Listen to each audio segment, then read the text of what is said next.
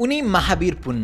करिब 2 वर्ष अगाडि आइडिएस पडकास्टमा मैले उनलाई प्रश्न गरेको थिएँ, तपाईलाई अब राजनीतिमा आउन रहर छैन?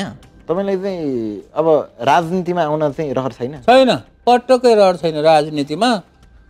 किनभने यो राजनीति भन्ने कुरा हामी जस्तो मान्छेले यो गर्ने कुरै होइन क्या। कुनै जमाना राजनीति भनेको हामी जस्ता मान्छेले गर्ने चिज नै होइन भन्ने महावीर पुन आज मन्त्री बनेका छन्।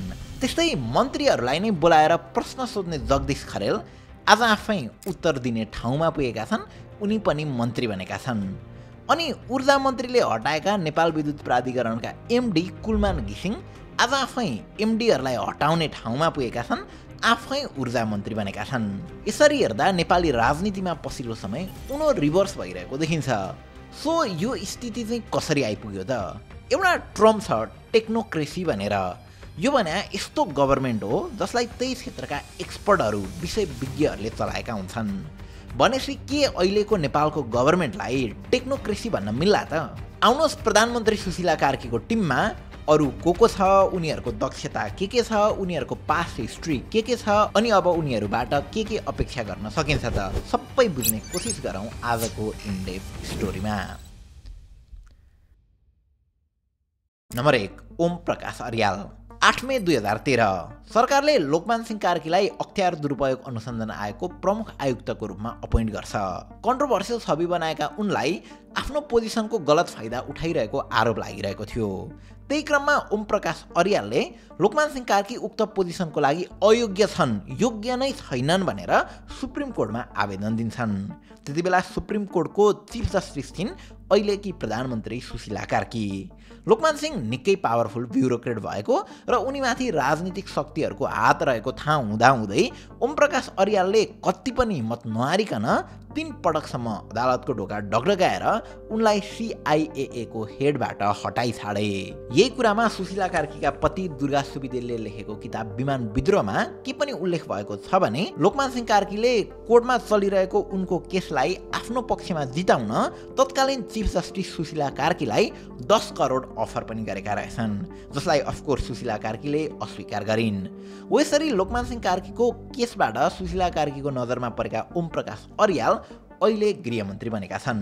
आजभन्दा 49 वर्ष अगाडि गुल्मीमा जन्मिएका अर्याल पछिल्लो समय फियरलेस लयरको उपनामले परिचित व्यक्ति हुन्।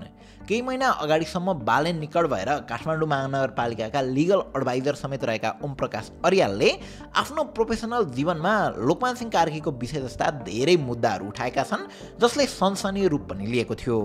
त्यही मध्येको अर्को केस हो केपी ओली मुसिएको गिरीबन्धु जग्गा प्रकरण। वेल, यसको बारेमा त हामीले भिडियो बनाइसकेका नै छौँ, पक्कै पनि हेर्नु नै भएको होला। अब यसरी हाई प्रोफाइल भ्रष्टाचारीहरू विरुद्ध प्रमाणहरू जुटाएर अदालतमा पेश गर्ने व्यक्ति आज ती फटाहरूलाई नै धमाधम समातेर जेल हाल्न सक्ने ठाउँमा पुगेका छन्। यी 3 टाउकेहरू र यिनका झोलेहरूको भ्रष्टाचारको सबै फाइल खोल्न सक्ने ठाउँमा छन्। अनि यो बेला उनलाई रोक्न सक्ने कोही छैन, उनको बहाना पनि केही छैन। सो गृहमन्त्री अर्यालको मुख्य काम भनेकै यिनै केसका फाइलहरू खोल्दै दोषीलाई धमाधम कारबाही गर्नु हो। अनि उनी बालेनसँग पनि निकट मानिएको कारणले उनको कामले नै अब बालेनको राजनीतिक भविष्यलाई पनि डिसाइड गर्नेछ।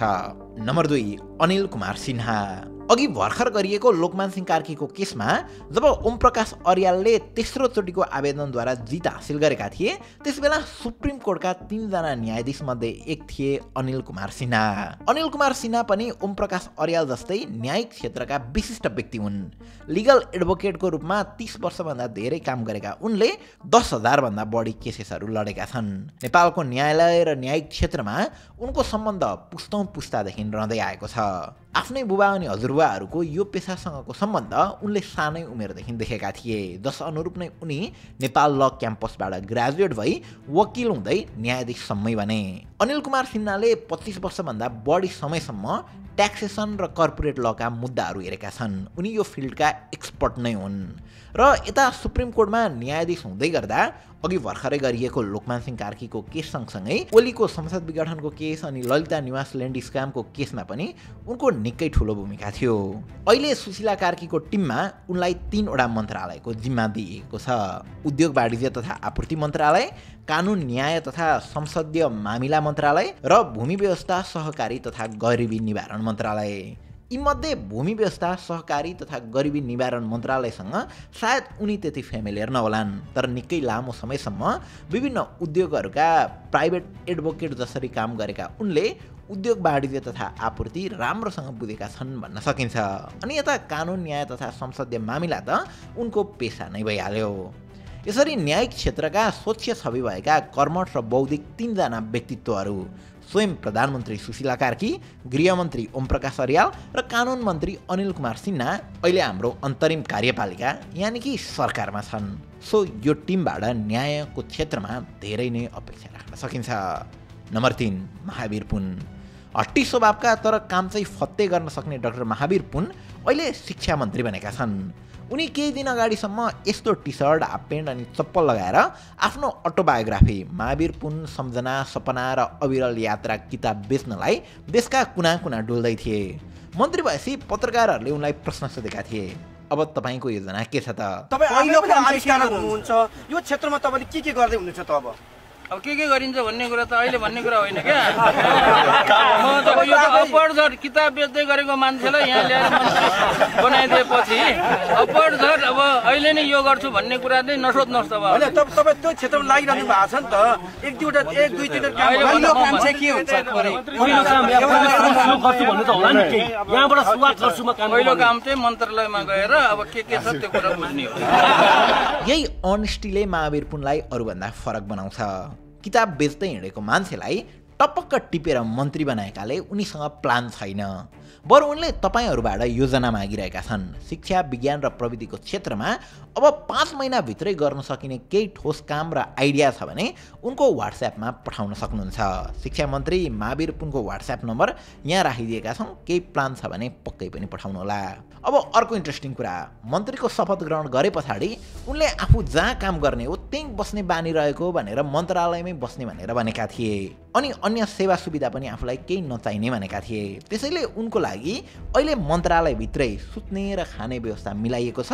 यसले गर्दा शिक्षा मन्त्रालय अब 24 घण्टा खुल्ने पनि भएको छ। महावीर पुनकै कुरा गर्नुपर्दा म्याग्दीको नाङ्गी गाउँमा जन्मिएका महावीर पुनले 1989 मा अमेरिकाको युनिभर्सिटी अफ नाब्रास्का एट केरेनीमा साइन्स एजुकेसनमा ब्याचलर्स गर्न गएका थिए। अनि पछि 2001 मा युनिभर्सिटी अफ नाब्रास्का लिङ्कनबाट मास्टर पनि ग्रेजुएट भए। महावीर पुनले 1990 को दशकमा आफै कम्प्युटर बनाएर विद्यार्थीहरूलाई कम्प्युटर चलाउन सिकाए। त्यस्तै 2000 को सुरुवातीतिर उनले वायरलेस इन्टरनेटको व्यवस्थामा पनि काम गरे। यो सँगसँगै उनले नेसनल इनोभेसन सेन्टर नामक रिसर्च सेन्टर पनि खोलेका छन्, जसलाई पनि उनले समाजसेवी संस्था भनेर भन्दछन्। नेसनल इनोभेसन सेन्टरमा थुप्रै टेक्निकल सब्जेक्ट पढेका अथवा टेक्निकल फिल्डमा रुचि भएका युवाहरू विभिन्न प्रकारका इनोभेटिभ आइडियामा उनकै गाइडेन्समा काम गरिरहेका छन्। हस्पिटलमा प्रयोग हुने मेसिन्सहरूको मर्मत, कृषि क्षेत्रमा प्रयोग हुने औजारदेखि विभिन्न सामग्रीहरूको उत्पादन उनको संस्थामा हुँदै आएको छ। नेपालमा उनको यस्तै योगदान देखेर युनिभर्सिटी अफ नाब्रास्का लिङ्कनले उनलाई अनरी डक्टरेट डिग्री पनि दिएको थियो। त्यसपश्चात उनको नाम महावीर पुनबाट डाक्टर महावीर पुन बन्न पुग्यो। केही दिन अगाडिसम्म पुस्तक बेच्दै हिँडेका सबैले चिन्ने डाक्टर महावीर पुन अहिले हाम्रो शिक्षा मन्त्री बनेका छन्।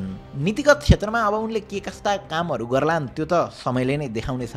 तर एउटा सामान्य व्यक्ति मन्त्री बन्न सक्छ र मन्त्री बनिसके पछाडि पनि कति सामान्य तरिकाले बस्न सकिन्छ, कति कम सेवा सुविधाहरू लिन सकिन्छ भन्ने सन्देश चाहिँ उनले मन्त्रीको कसम खाएको 1-2 दिनमै दिइसकेका छन्। नम्बर 4, रामेश्वर खनाल।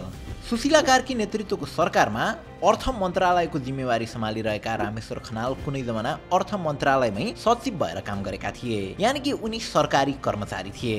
पाल्पामा हुर्केका रामेश्वर खनालले 16 वर्षकै उमेरमा पिएससी एक्जाम सकेर सेक्सन अफिसर भइसकेका थिए। त्यसपछाडि उनी अडिटर जेनरलको अफिसमा प्रमोट भएका थिए, जहाँ उनले सरकारी कर्मचारीलाई मजाले बुझ्ने मौका पाए। 2006 सम्म आइपुग्दै गर्दा उनी फाइनेन्स मिनिस्ट्रीको सचिव भइसकेका हुन्छन्। अनि 2011 तिरमा उनले फेक भ्याट बिल स्क्याममा काम गर्दै थिए, तर त्यति बेलाको सरकारले उनलाई असहयोग गरेको कारणले अनि यता बिजनेसम्यानहरूको पनि बढ्दो प्रेसरको कारणले उनले सचिव पदबाट राजीनामा दिनु पर्यो। त्यति बेला झलनाथ खनाल प्रधानमन्त्री थिए अनि फाइनेन्स मिनिस्टर चाहिँ भरत मोहन अधिकारी थिए।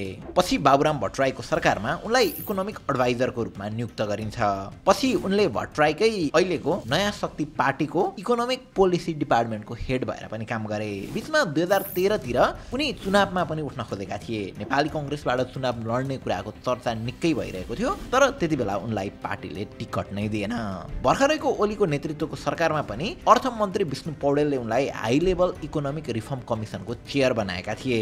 यसरी हेर्दा एक हिसाबले भन्ने हो भने उनी लामो समयदेखि नेपाल सरकारकै वरिपरि छन्, तर आफै डिसिजन बनाएर काम गर्न पाएका छैनन्। उनले बनाएका डिसिजनहरू पनि सरकारबाट असहयोग भइरहेको छ। वेल, अब भने उनलाई त्यो अवसर मिलेको छ। लामो समयसम्म सरकारी सुविधा लिएका उनले यो पटक मन्त्री हुँदा भने केही सुविधा नलिने भनेका छन्। केही दिन अगाडि उनी मन्त्री भएपछि पनि एयरपोर्टमा यसरी सर्वसाधारणसँग गफ गर्दै गरेको पनि देखिएको थियो। त्यति बेला उनीसँग न कोही सुरक्षाकर्मी थिए न अरू कोही। नम्बर 5, मदन प्रसाद परियार। अब यता कृषि तथा पशुपक्षी विकास मन्त्रालयको जिम्मा चाहिँ मदन प्रसाद परियारलाई दिएको छ, जो आफैमा एग्रिकल्चर र क्लाइमेट सम्बन्धी विषयका एक्सपर्ट नै हुन्। उनले सोही फिल्डमा इन्जिनियरिङ हुँदै मास्टर्स र पिएचडी सम्मै पनि गरिसकेका छन्। मदन प्रसाद परियार अनुसन्धान उन्मुख व्यक्तिको रूपमा परिचित छन्। उनले 30 वटा भन्दा बढी राष्ट्रहरूको भ्रमण गरेर कृषि, क्लाइमेट, गरिबी निवारण तथा आर्थिक वृद्धि जस्ता क्षेत्रमा गहिरो अध्ययन अनि अनुसन्धान गरेका छन्। अनि यता 68 सालमा बाबुराम भट्टराई प्रधानमन्त्री हुँदा उनले राज्य पुनर्संरचना उच्च स्तरीय आयोगको कोअर्डिनेटर नै भएर काम पनि गरेका थिए। त्यसको मुख्य काम भनेको चाहिँ संविधान सभालाई सुझाव दिनु थियो। यसरी उनको अहिलेको काम अनि एक्सपर्टिज हेर्दा उनलाई सुम्पिएको मन्त्रालय सुहाउँदो देखिन्छ। नीतिगत सुधार त छँदैछ, तर कृषिमा ग्राउन्ड लेभलमा छुट्टै समस्या छ। किसानले कहिल्यै समयमा मल पाउँदैनन्, उनीहरूको उब्जनीले राम्रो बजार पाउँदैनन्। अब उनको कार्यकालमा उनले यी समस्याहरूको लङ टर्म सोलुसन निकाल्ने गरी काम गर्नुपर्नेछ, अनि मात्रै सायद उनको बौद्धिकताको मूल्याङ्कन हुनेछ। अब यो बाहेक उनी कन्ट्रोभर्सिजहरूभन्दा टाढा चाहिँ छैनन्। विभिन्न राष्ट्रिय तथा अन्तर्राष्ट्रिय सङ्घ-संस्थासँग आबद्ध भएर काम गरिसकेका परियार समता फाउन्डेसन नामक दलित लगायत माइनर कम्युनिटिजको डेभलपमेन्टमा काम गर्ने एनजिओको चेयरपर्सन पनि हुन्। तर समता फाउन्डेसनको बोर्ड मेम्बरहरूमा उनको चेयरपर्सनको नियुक्तिलाई लिएर विवाद भएको थियो र यो विवाद सुप्रिम कोर्टसम्मै पनि पुगेको थियो। अनि समता फाउन्डेसनकै डोनरहरूको विषयमा लिएर पनि एकदमै विवाद छ। नम्बर 6, जगदीश खरेल। पछिल्लो समय खरो प्रश्नका कारण चर्चित पत्रकार जगदीश खरेल अहिले सञ्चार मन्त्री बनेका छन्। करिब 2 दशकसम्म इमेज च्यानलसँग आबद्ध भएका खरेल पछिल्लो समय भने इमेज टेलिभिजनको चर्चित टक सो हट सिट चलाउँदै आएका थिए। रेडियो हुँदै टेलिभिजन अनि अब अनलाइन सबै बुझेका जगदीश खरेल नेपालको मिडिया ट्रान्जिसनको एक साक्षी पनि हुन्। हिजो नेता र मन्त्रीहरूलाई बोलाएर प्रश्न सोध्ने जगदीश खरेल आज आफै उत्तर दिने ठाउँमा छन् र प्रश्न अहिले उनीतिरै पनि तेर्सिएको छ। नेपाल फ्याक्टचेकले गरेको यो फ्याक्टचेक अनुसार उनी नेपाली कङ्ग्रेसका क्रियाशील सदस्य हुन्। 2078 असोजमा उनी दोलखा जिल्ला अधिवेशनका लागि क्षेत्रीय प्रतिनिधि नै चुनिएका रहेछन्। अब सञ्चार मन्त्री अथवा सञ्चार मन्त्रालयको एउटा इम्पोर्टेन्ट काम भनेको चाहिँ सरकारको प्रवक्ता यानि कि स्पोक्स पर्सनको रूपमा काम गरेर सरकारको सन्देश जनतासम्म पुर्याउनु पनि हो अनि जनताको सन्देश सरकारसम्म पुर्याउनु पनि हो। ओलीको सरकारमा यो सञ्चार तथा सूचना प्रविधि मन्त्रालय पृथ्वी सुब्बा गुरुङको जिम्मामा थियो। एक हिसाबले भन्ने हो भने उनकै कदमले गर्दा देशमा यस्तो अवस्था आइपर्यो। त्यसैले यो सङ्क्रमणकालीन राजनीतिलाई पार लगाउने जिम्मा जगदीश खरेलको हातमा छ। उनलाई एक हिसाबले भन्ने हो भने एकदमै इम्पोर्टेन्ट पोजिसन दिइएको छ। नम्बर 7, कुलमान घिसिङ। कुलमान घिसिङलाई एनइएको एमडीबाट हटाउँदै गर्दा हामीले यो भिडियो बनाएका थियौँ र अन्त्यमा भनेका थियौँ कुलमान घिसिङलाई अब राजनीतिमा ल्याउनका निम्ति र भविष्यमा ऊर्जा मन्त्री नै बनाउनका निम्ति सिम्प्याथी गेन गराएर ब्रान्डिङ गरिँदैछ है। त्यति बेला हामीले अलिकति गाली पनि खाएका थियौँ। खैर, हामीले भनेको कुराहरूको डट्स अब आएर बिस्तारै कनेक्ट हुँदैछ। जे होस्, कुलमान घिसिङ हामीले भने जस्तै ऊर्जा मन्त्री बनिसकेका छन्। उनलाई 3वटा ऊर्जा, जलस्रोत तथा सिँचाइ मन्त्रालय, भौतिक पूर्वाधार तथा यातायात मन्त्रालय र सहकारी विकास मन्त्रालयको जिम्मा सुम्पिएको छ। आफू पहिलोचोटि एनइएको हेड भए लगत्तै कुलमानले 2 वर्षको अन्तरालमै नेपाललाई लोड सेडिङ मुक्त देश बनाउन सफल भएका थिए। उक्त कार्यकाल सके पछाडि उनलाई फेरि विक्रमसम्म 2078 मा एनइएको हेड बनाइएको थियो। तर दोस्रो कार्यकाल नसकिँदै माओवादी निकट मानिएर घिसिङलाई तत्कालीन ओलीको सरकारले डेडिकेटेड र ट्रङ्क लाइन विवादमा सरकारको निर्णयको विपक्षमा उभिएको र अन्य थुप्रै मामिलामा मन्त्रीमण्डलको निर्णयलाई व्यवस्था गरेको भन्दै एनइएको हेडबाट 100 मा 0 नम्बर दिँदै विक्रमसम्म 2081 सालमा हटाइएको थियो। बाइ द वे, त्यति बेलाका ऊर्जा मन्त्री दीपक खड्काको घरमा यसरी पैसा उडेको त तपाईँहरूले देख्नु नै भयो होला। जे होस्, कुलमानलाई हटाएर नियुक्त भएका रितेन्द्र देव साक्यलाई भने कुलमान आफै मन्त्री भए पछाडि सरुवा गरिदिएका छन्। उनलाई वाटर एन्ड इनर्जी कमिसनमा ट्रान्सफर गरिएको छ। त्यो सँगसँगै आफ्नो अधुरो काम डेडिकेटेड र ट्रङ्क लाइनको रकम उठाउने घोषणा पनि कुलमानले गरिसकेकै छन्। अब यो त भयो मन्त्रीहरूको संक्षिप्त जानकारी।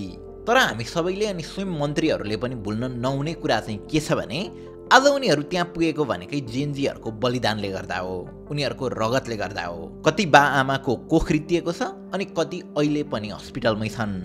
ढलेका संरचनाहरू त पुनर्निर्माण होलान्, तर गएको ज्यान फर्केर आउँदैन।